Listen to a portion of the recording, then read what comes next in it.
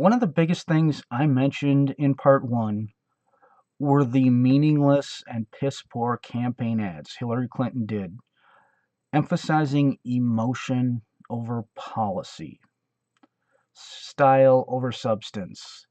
He calls women fat pigs. He puts a Star of David in a campaign, and maybe that's a wink to neo Nazis. He's endorsed by David Duke and has too much hate in his heart.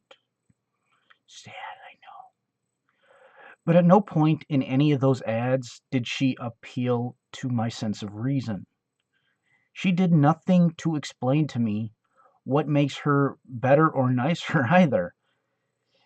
When every single campaign ad is an appeal to emotion, it makes a person wonder if you actually have any reason or substance behind you at all. Maybe you're just running for president because you think it's your fucking turn. If all you do is focus on negative emotions too, even directed at your opponent, it makes someone begin to associate these negative emotions with your campaign. This is not a good thing. Now, I would also feel remiss if I didn't point out that there were some decent attack ads that Hillary did. There's one where they go after Trump for all the outsourcing he does. They point out his shirts are made in China and Bangladesh. His jackets are made in Mexico. Stuff like that. Basically, if you own Trump-made clothing, it's not being made in the United States. It's pretty much a guarantee. Mr. Anti-Outsourcing is actually the outsourcer in chief. This is a great ad concept. It hits Trump hard on a key aspect to his campaign and a key part of his appeal. There is just one small problem with that, though. The United States is engaging in the Trans-Pacific Partnership trade negotiations. We are very committed to the Trans-Pacific Partnership. We should aim for true regional integration, and that is the spirit behind the Trans-Pacific Partnership. We're excited about the innovative trade agreement called the Trans-Pacific Partnership. Over and over again, Hillary Clinton supported free trade deals that led to outsourcing. In fact, she didn't stop supporting TPP until Bernie Sanders started giving her shit for it in the primaries. Hillary had referred to the Trans-Pacific Partnership as the gold standard of trade deals. This included nations that tolerate slavery. This includes nations that keep moving deeper and deeper into Sharia law. This would have provided the entrenched, moneyed, powerful interests of those nations with more trade opportunities and power. This is somehow a gold standard, something that helps dictators and evil individuals within horrible, repressed countries with more opportunity. Well, sure, I suppose you could consider it the gold standard if you go by Jafar's policy. Whoever has the gold makes the rules. One of the other possible attacks that one could levy against Donald Trump is the massive number of businesses he has throughout the world could create some conflict of interest issues. During the elections, in fact, Donald Trump applied for 8 new businesses inside Saudi Arabia. If he's got a lot of money invested in Saudi Arabia, how objective do you think he's going to be when it comes to his dealings with the Saudi royal family? Most Americans are already feeling that we are way too cozy and friendly with Saudi Arabia and too forgiving of their evil, dictatorial bullshit. Saudi Arabia are the slimy, smiling used car salesman wing of radical Wahhabist Salafi Sunni Islam. They are ISIS with a friendly smile that pretends to be the West friend, while they keep pushing ultra-conservative, purist, fundamentalist Islam throughout our Western nations. Saudi Arabia politically is fucking horrible. They are oppressive religious fascists through and through. And Donald Trump's investment in their nation would and should have been a point of contention. It could have been a great beginning to attack Trump over. Unfortunately, though, it was kind of a non starter because the Clinton Foundation had also taken a shitload of money from Saudi Arabia. It was reported that they took around $25 million from the Saudis. There was even a case where a large weapons deal, where the U.S. was selling weapons to Saudi Arabia, was being held up by a few government agencies, including the State Department. But then they donated a bunch of money to the Clinton Foundation, and suddenly the State Department's objections vanished. Magic, right? Just a total coincidence, I'm sure. You know, that doesn't look good. It looks kind of suspicious. This is another of the big points someone could have used against Donald Trump. You know, his investments in foreign nations. But that falls apart because of shit like this.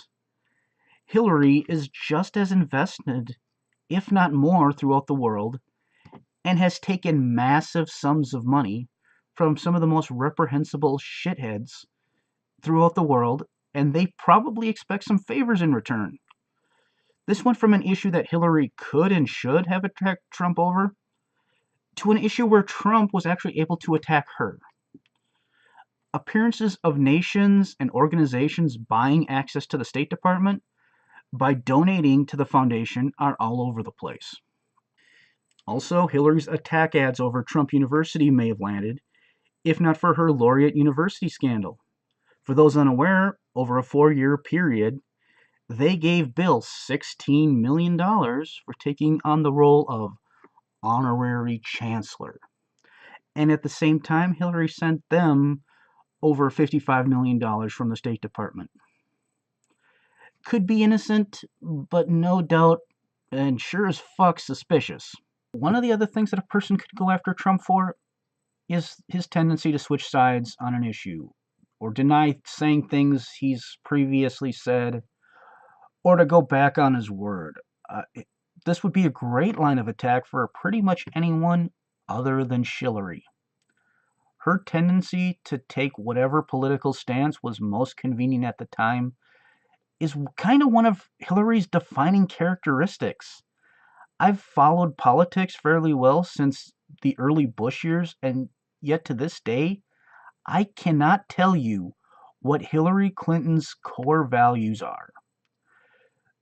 Some politicians stand as a paragon of civil rights, fight for equality across the board, and always have.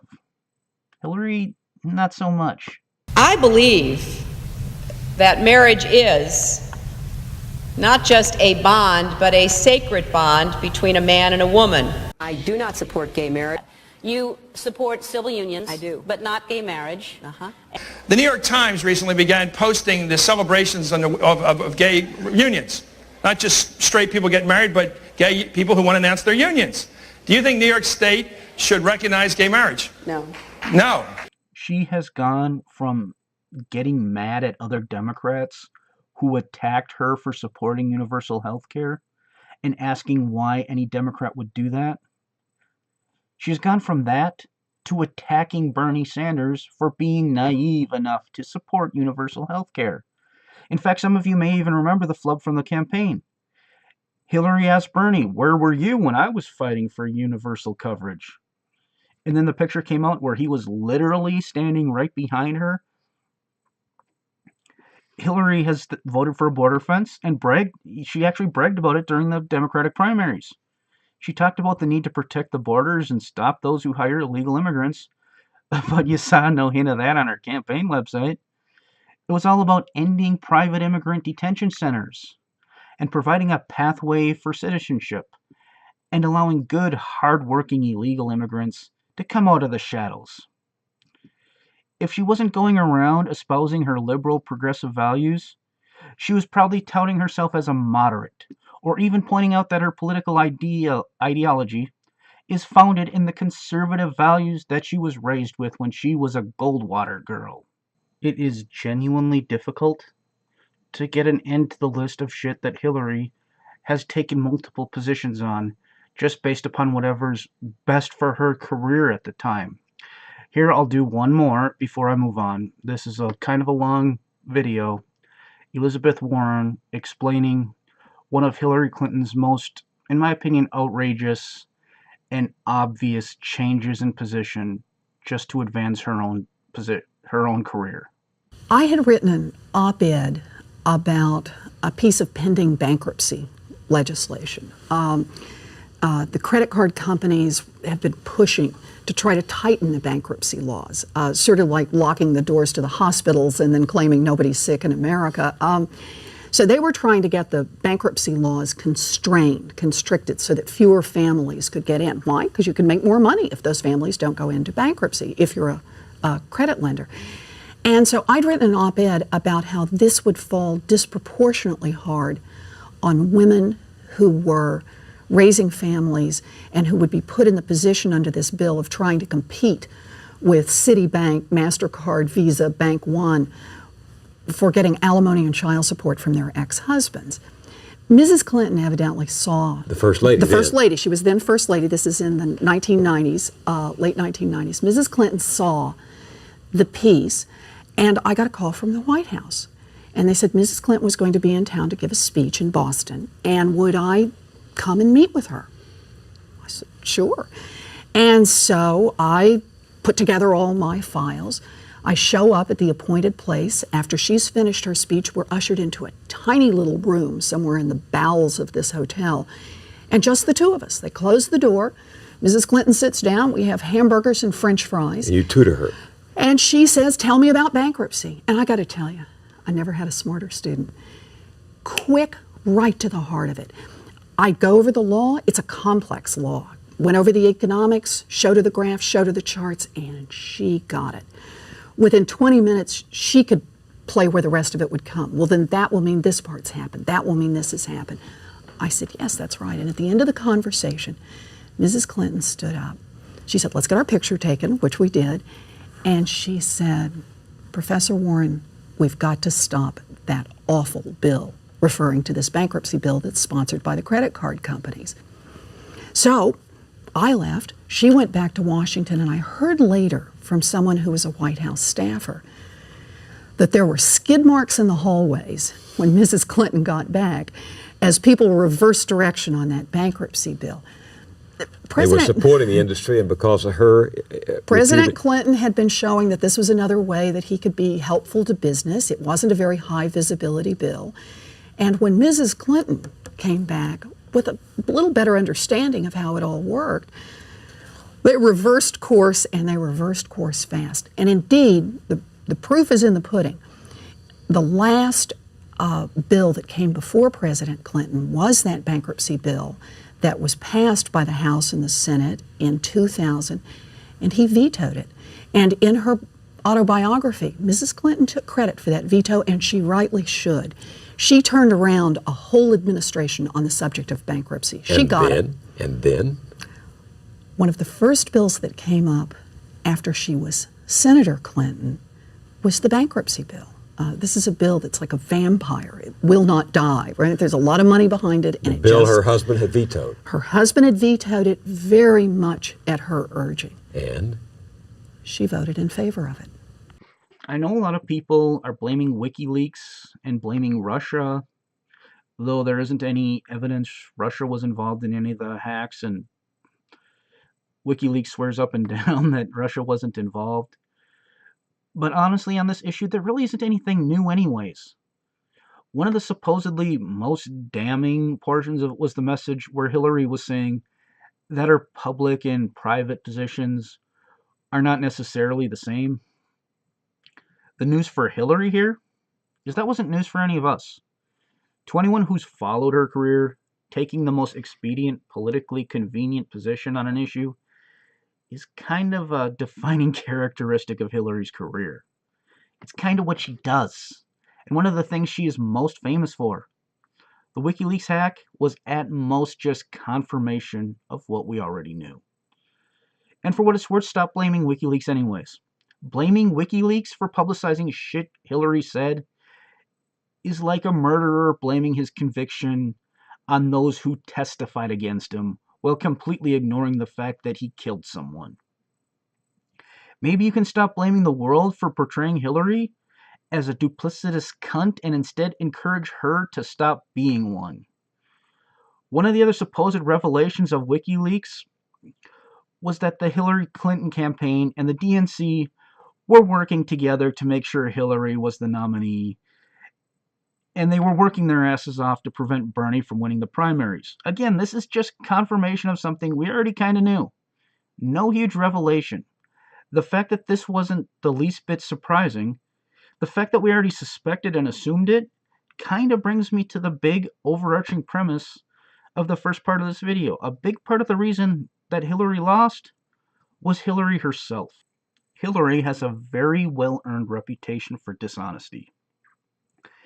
She has a reputation for being a two-faced, manipulative, backstabbing bitch who will do anything to get what she wants.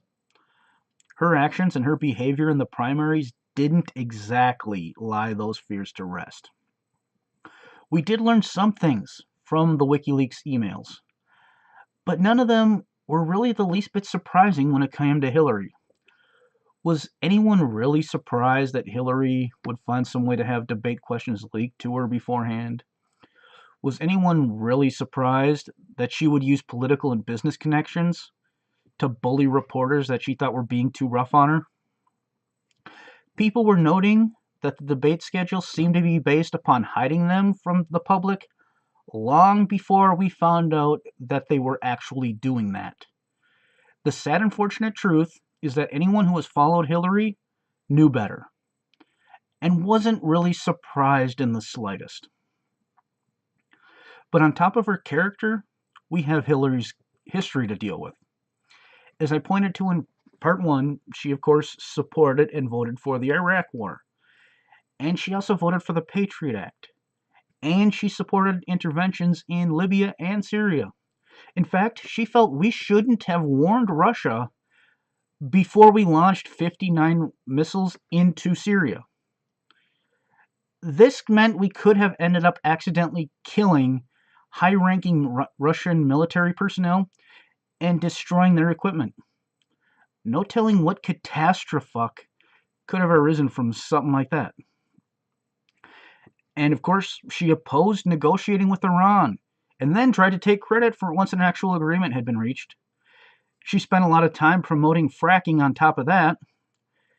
She said she wanted to be friends with Wall Street in the primaries. If this is the resume of a liberal progressive leader, who the fuck needs conservatives? This will kind of bring me around to the final part of this collection of rants that's already way too long, that I cobbled together, but let's knock it out. The way I'm going to wrap this up is with what I consider Hillary's last potential saving grace. Her campaign ran shitty attack ads, and the few good ones were rendered moot because Hillary was just as corrupt on those issues as Trump, and in some cases worse. She didn't put herself over at all. She didn't run on the issues. And as a person with integrity or a moral core, or as a liberal throughout her political career, she doesn't qualify. She fucking sucks. Thus far, she has nothing going for her. But there's one final bit of potential cover, and that is the big blue letter D that accompanies her name. She could always run on simply being a Democrat. She could run on being a member of the Liberal Party, at least. Unfortunately, though, if you go to political compass, even then you don't get high hopes. The problem here is that ever since Bill Clinton, the Democrats have been too eager to buy the bullshit that he's been selling. The Democratic Party since then has been subscribing to the concept of triangulation, play to the middle, split the support of the other side, and then you pick up the win. Bill Clinton did it, won, and everybody acts as if it was because of Bill's brilliant strategy. It wasn't Bill Clinton's strategy that won the 1992 election for the Democratic Party. It was this fucking guy. What is the net effect of the way our country's been run? What used to be $1 in 1950 is now 18 cents. No wonder both parents are working, some of them 2 jobs, just to make ends meet. Running the value of the dollar down is really hurting the people in our country. Now let's look at the net effect on all of us. From 77 to 92, the poorest got poorer, the second poorest fifth, this is 20% of the population, still lost money. The middle fifth, the 3/5 up, still lost money. When you get to the 4/5, it's break even. The richest fifth is the only place it went up. Now go to the top 5% and the top 1%. Top 5% improved their incomes by 60%. The top 1% by 138%. Trickle-down economics didn't trickle, and this isn't fair. Ross Perot was a billionaire. He was a conservative, and he was a guy who got fucked over by the Republican Party in their primaries. So he decided to run as an independent. He won 19% of the popular vote, and based upon his ideology, stole a lot more from Bush Sr. than he did from Bill. But of course, nobody wants to admit that they won because of dumb luck and being in the right place at the right time. All moving to the center did was allow the Republicans to move further right without looking completely fucking nuts. With the Democrats constantly playing to the middle, the Republicans kept drifting right and dragging the liberal opposition party to the right as well. And eventually, this is what we've got. How bad is it? Well, this is just one anecdote, and it happened after the election, but it is a perfect snapshot of what has become of the Democratic Party. After Trump launched 60 missiles into Syria, Congresswoman Tulsi Gabbard issued a press release highly critical of the action. She pointed to its illegal nature, which is true, and questioned the official story, claiming that Assad was behind the attack.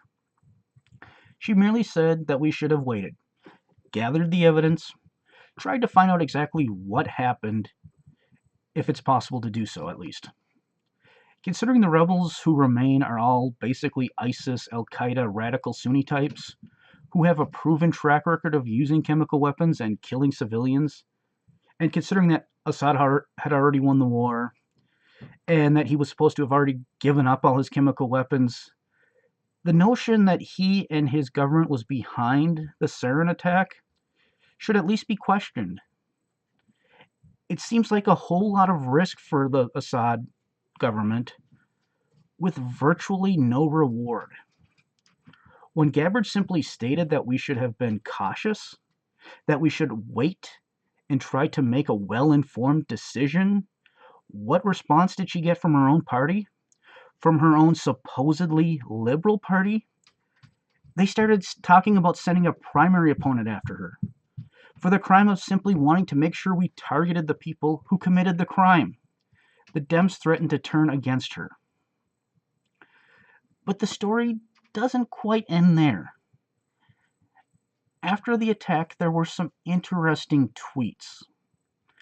After the attack, Ann Coulter tweeted how upset she was at Trump for continuing to get the U.S. involved in stupid, needless wars in the Middle East. And as a side note, she also opposed TPP and wanted us to leave or at least renegotiate NAFTA. Ladies and gentlemen, boys and girls, in many aspects of foreign policy, Ann fucking Coulter has done a better job of standing up for liberal, progressive values since Donald Trump was elected than the actual Democratic Party. Not only that, but on foreign policy, Hillary is among the least liberal of mainstream corporate elements of the Democratic Party. Does the Democratic Party fight for single-payer health care? Nope. They're fond of saying that since they don't have the votes, it isn't worth the battle. Did they fight for it when they had the votes after the Obama landslide in 2008? Did they fight to raise the minimum wage? Bring back some strong, sensible regulation to the banking industry? Not at all. They fought one battle for some basic gun control, but lost in the first round, so they ran home with their tails tucked between their legs. The Republicans were so embarrassed and knew it was bad enough, optically at least, that they actually turned off the C-SPAN cameras. Seems like an indication that with enough pressure, the Republicans would have been forced to cave. But did that mean that the Democrats continued? Hell no. They couldn't even get the light common sense gun control that the majority of NRA members support. These Democrats are penny wise but pound foolish. They think that losing the battle is losing the war. The other guys did not like the optics of fighting that gun control battle and know that every day the battle is dragged on, they look worse. The PR problem devolved to the point where they felt the need to silence the Democrats. Part of the reason that Republicans keep dragging the country to the right is that because no matter how batshit insane their policies and goals are, no matter how stupid and unpopular they begin, the fucks keep pushing it. On and on and on, while Democrats keep lurching in their direction. With this going on, their initial insane horseshit eventually doesn't seem nearly as crazy as it once did. You don't have the power now, but that doesn't mean you stop fighting for your beliefs. There's the old expression that if you shoot for the stars, you might hit the moon. Can you imagine if the American colonists had been like these fucking Democrats? Well, we don't really have the numbers and weapons to beat the British, so fighting a revolution would be pointless. Can you imagine if Nelson Mandela decided the apartheid government was too strong and that the best he could do was fight to keep the current system from getting too much worse? We can't get it done by next week, so let's never discuss the issue.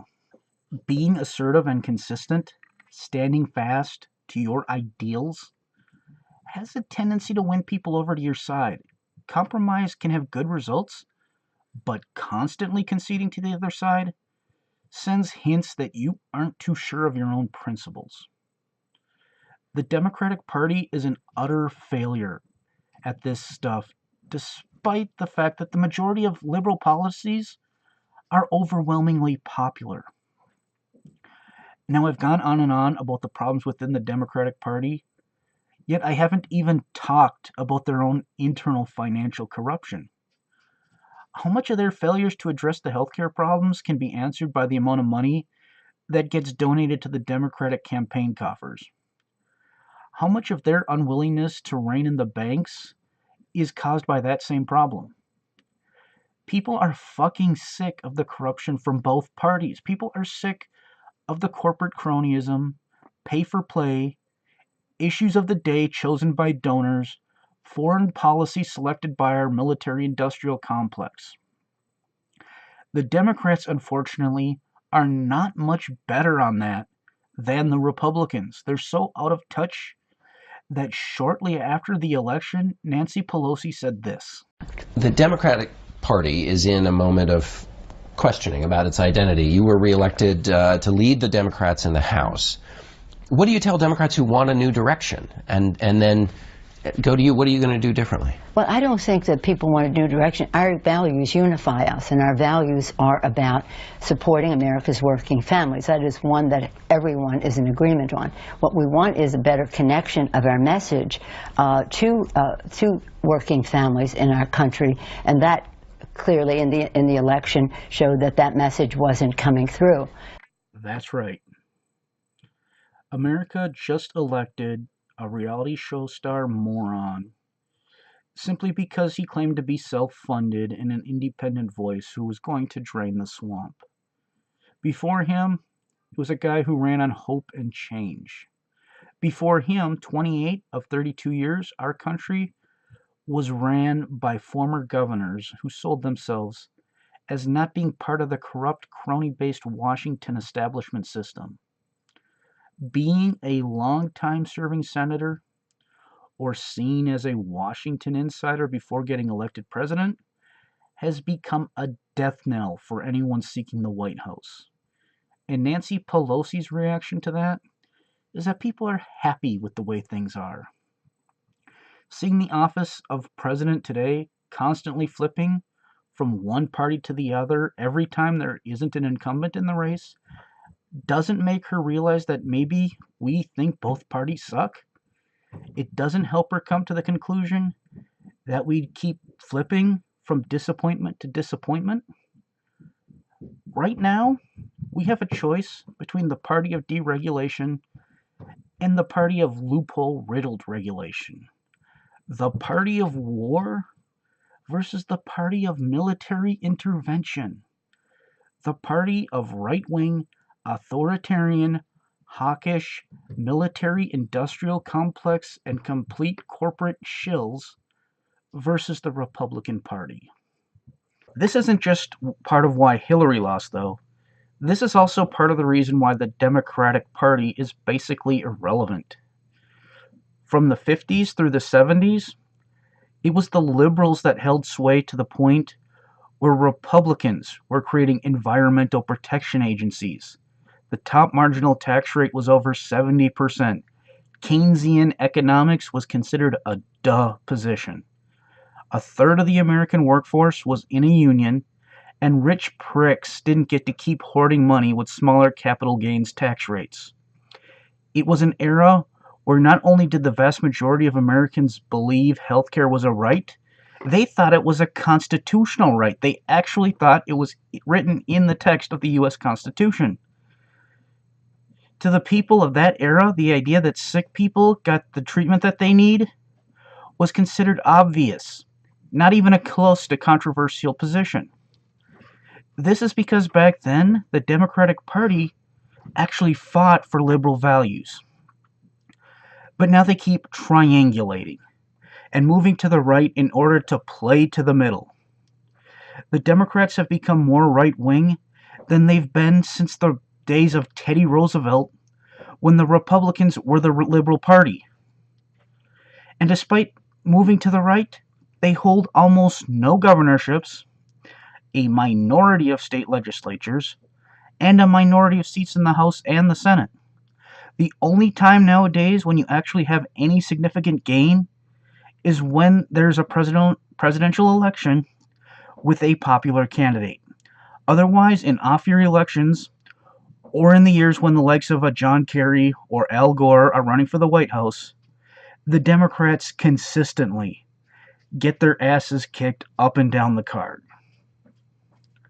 And every time they move a little further to the right and triangulate a little harder, they end up getting their asses kicked just a little bit harder. When he was running for president in 2008, Obama used the old quote about the definition of insanity being doing the same thing over and over again and expecting different results. If that's the case, then this Democratic Party is fucking nuts. Alright, I think I'll end it there.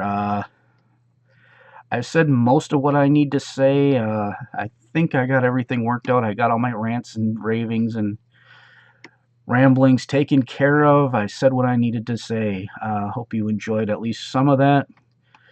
Please leave some comments down below. Let me know what you think. Other than that, though, have a nice day.